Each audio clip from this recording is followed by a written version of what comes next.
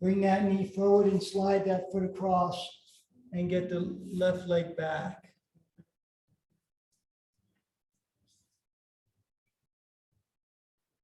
So as best we're able, we'll have that back foot, that left leg flush into the mat.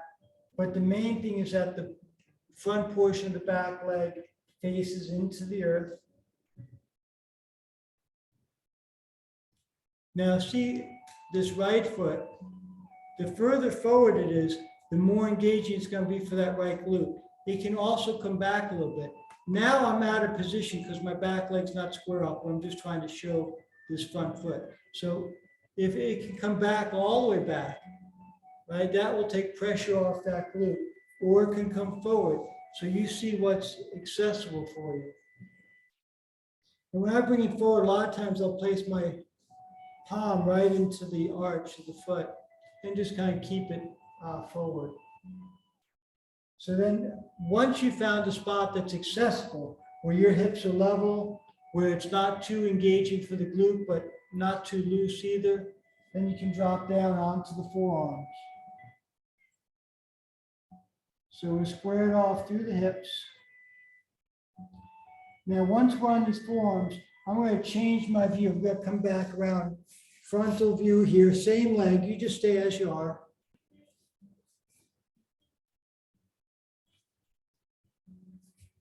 All right, so I was here, down onto the forearms. And now you can twist up. You can keep your left forearm down, twist up towards that right side. Press on that knee and revolve up a little bit.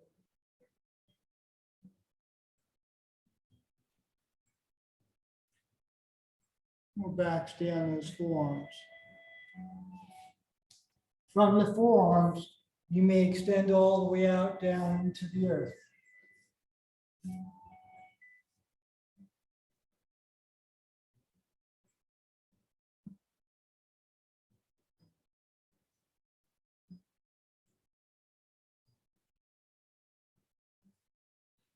So your hips are level. Your heart is melting towards the earth, forehead gently touching.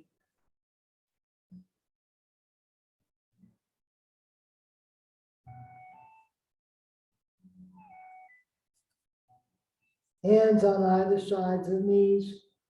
Lift that crown up.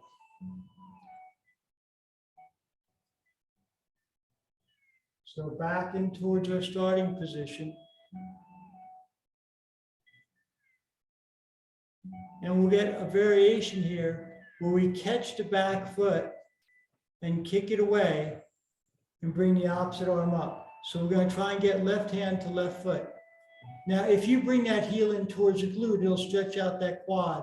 You can theoretically, you can also kick it back and then lift up to the crown to accentuate that back bend. And then the right arm can come up.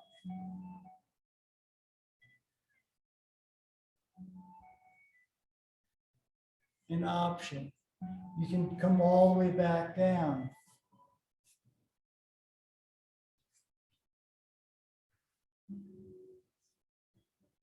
This is called totally reconditioning that glute.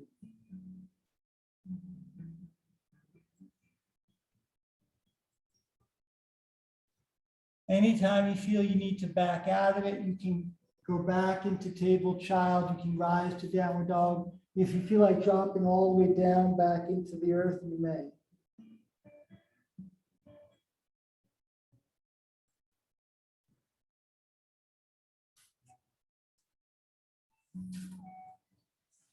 And then last one, rise up. See how forward that front leg can be. Sometimes you can get that shin straight out in front, across, or maybe that heel needs to tuck in towards the glute. You can rise back in your back bend. And just release down into the earth through those hips. And then I'm coming into table. And even though we are 45 minutes into our class, pretty much when we started this, right now I feel a distinct difference between my right glute and my left glute. And what I like to do when I close out of Pigeon on any particular side. I'll come into downward dog and I'll casually swing out that leg that was forward. Means, so for us, it was the right leg. I'm just going to come up into downward dog, and then I'm just going to bring that right leg up and just kind of shake it around, swing it around. It's not really high up in the sky. I'm just kind of shaking it and down and then into table. So one thing is that is the degree that that the glutes need attention. So let's go into it on the second side. It's really bad. You're getting into that piriformis muscle, which is a small muscle deep inside the glute. So let's go on the second side. And it may not be a perfect mirror, right? You may feel more blockage or more opening on the second side. So just come on into it. Now, first thing is you have to get adjusted that the body is not fully opened on this side. So it may take a little while. So remember, back leg faces into the earth. And then you can start the descent down onto the forearms.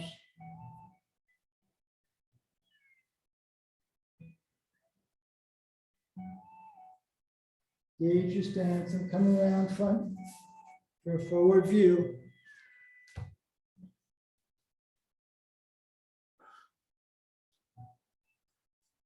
You can roll up towards that left side, just pressing that knee down into the earth.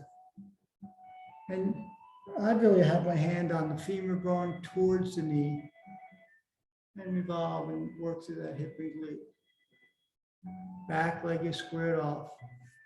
Return down with it. And then you can see how deep you want to go if you want to get those arms all the way out and down.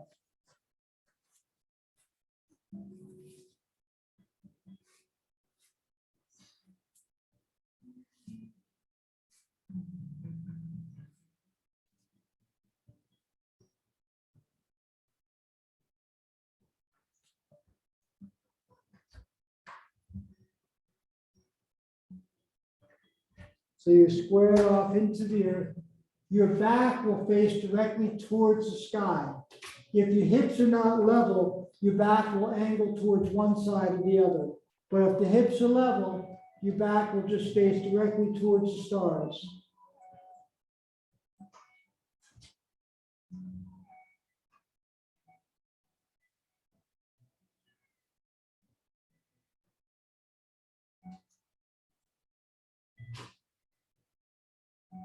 You're just breathing easy in your place.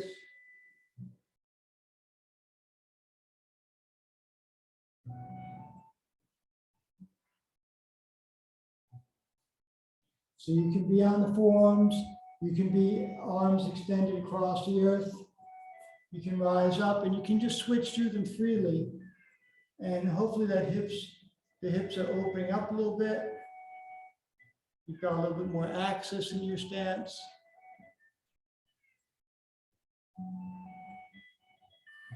And we can try for that back leg reach. And that may be accessible, may not be. Maybe you just like to bring that leg in and draw that heel in, work through the quad as you draw that heel in. Or you can start to kick that leg back. And there's a certain balance as you kick that leg back, it keeps the torso up. Free arm can come up into the sky.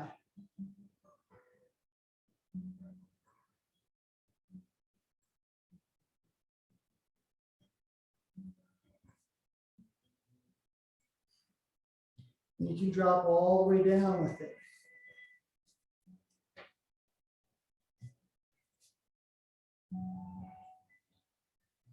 So you explore the pose.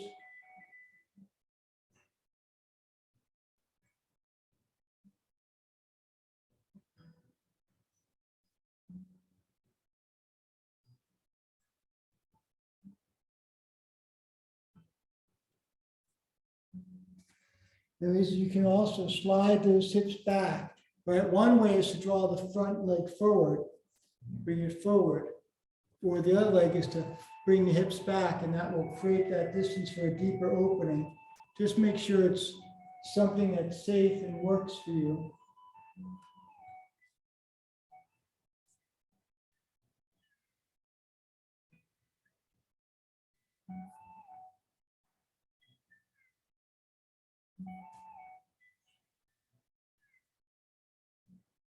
And then anytime you wish to dismount your pose, if you want to stay here another moment or so, you may. When you're ready to come out of it, I'm just going to come into table, ease out of it, and then make my rise to downward dog and shake out that leg. And shake it out.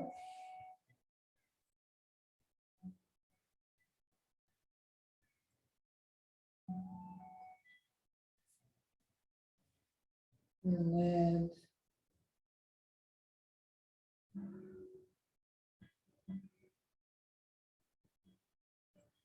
And we're going to take it down to table all the way to child's pose.